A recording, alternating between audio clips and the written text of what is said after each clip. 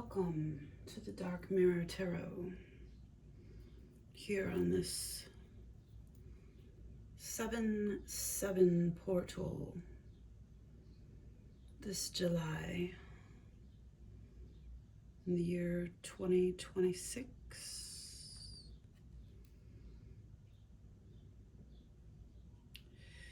We'll be approaching the first of the 9 new moons in this sequence on this journey that we're in. If you're following this channel, this phase, this path, this journey has begun. We're no longer initiates. We've been through the dark night. Doesn't mean the darkness is gone. It means we have lessons we've learned that we integrate now into our wisdom that carries us through.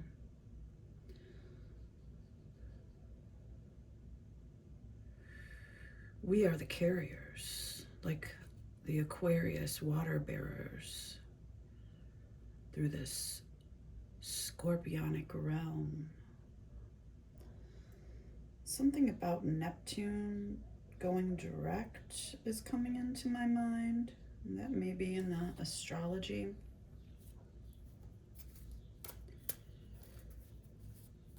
We're here on this journey, right?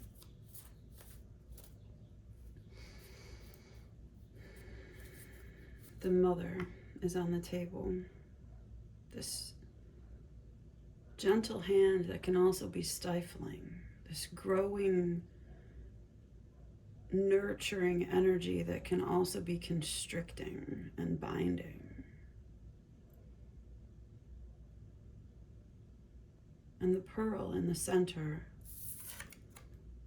created by some interference, some toxicity, some perversion, some irritant, and transformed into something beautiful that cannot be undone, that cannot go back to the form it was before it became what it is. Something that holds and reflects the light even as it retains its origins in darkness. The one. We're mothering our divine inner child, this orphan, this wound that we carry with us through lifetimes. This wounded Chiron energy, that divine masculine, eternally seeking healing. For those of us in this collective with a strong Venus expression, we're tapping into that charclo energy when we come up against this Chiron influence. And for many of us, this Chiron influence is manifesting through Capricorn energy, whether that be in your 10th house, whether that be from an experience that began this past winter solstice during Capricorn season, whether that be playing out through a Capricorn individual in your environment. It can be manifesting in many ways. It can be this pattern that recreates itself in our energy field, binding us to this like reincarnation of this loop of energy that restricts our creativity through this binding dance of this Venus and Capricorn energy that restricts, again, our creative energy by targeting our sexual energy and our rootedness and our image of self. This Capricorn matrix, this hexagonal cloud that's formed at the top, the North Pole of Saturn, that draws us in, that draws the Venus energy in, the Charoklo energy, by its very nature, is unable to appreciate the nuances of our emotional realm. Saturn channels its water with air to form geometric boundary. And though we may be mystified and continuously drawn into this dance, seeking to evolve and deepen a connection with this energy, with this Capricorn energy, with this devil energy that floods our vision, that it's almost like it gives us the mental force, like that male divine spark to want to create, even though we are this vast, like, void of limitless possibility, embodying the divine feminine energy. So that's, I think, where the attraction comes from on like a primal cosmic level. But what happens a lot of the time, okay, in this 3D reality, how it's been playing out, we're then internalizing this Capricornian, Saturnian geometry in a way that undermines our self-efficacy, our capacity to create, our sovereignty. And what we need to learn from this is that we can adapt to a mindset that allows us to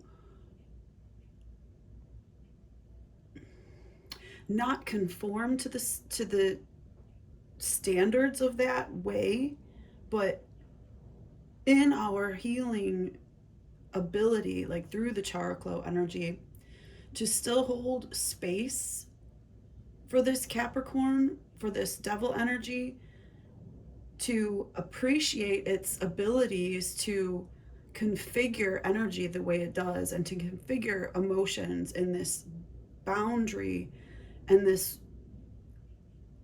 kind of mathematical coldness. And that we can actually then, at this point, activate our higher selves through Aquarian energy, through like an exalted scorpionic and Aquarian higher self. This is like 808 frequency. High priestess, cosmic, where we integrate the geometry of Saturn into our own healing and our own template with love, and without losing our ability to have like respect and love for ourselves, even though we feel like we may have stumbled in these latest adaptations of the storyline, like, you know, whatever it is, and the way that this Capricorn energy has manifested recently has become very obsessive. And I've got hair stuck to my hand, and I'm pulling out this red coral, so we're becoming entwined. But this is about protection on a deep level.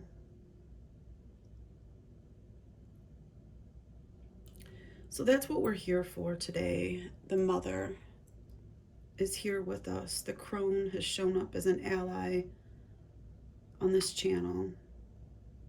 We have this 9 of Swords in our upper realm, so in our mind. this fear, and it's the inner child that we're gentle parenting. And the thing is that we have to make it a game, like from the last reading.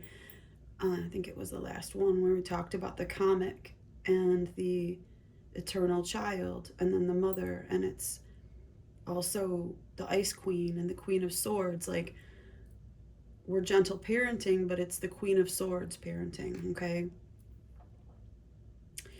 And I was looking for the herbs I wanted to burn on the table here, and I found this old pair of shears, I think you'd call them. This is like literally from my mother line, auntie's sewing scissors. So we're going to go ahead and leave that on the top of the Nine of Swords, because our ancestors are here with us, protecting us, passing down rights and wisdoms that have been hidden in plain sight until the time is right. So, yeah, on that note, it's this gentle parenting with the hand of the Queen of Swords. And she still retains a receiving hand. But she's not as soft and open as some of the other feminine energy that you may also embody. But we're letting this higher version of self, not that those loving, soft versions aren't evolved, okay? But I think I'm feeling like for some of us, those kind of more pleasure-seeking, abundant love versions just grow a little wild, like weeds through the cracks, which can be super intriguing and beautiful, but can become unmanageable quickly and overwhelming. And learning from that alchemy of Saturn, we need structure. So again, we're calling in this 808 frequency, which is that Aquarius, exalted, and scorpionic exalted vibes, okay? And that's who's holding these cord cutting scissors. So it was about playing a game with the inner child, though, and not directly confronting ourselves when we feel this fear, lest we fall back into old patterns of numbing, self-soothing, hiding, retreating, going back into hermit energy, and like just resigning ourselves to be living eternally in the remnants of the fallen tower. Which can be really cool because we're growing the black flower garden there, okay? And that makes total sense, but we're growing there. We're not in a state of decay. We're actually mutating at the fringe of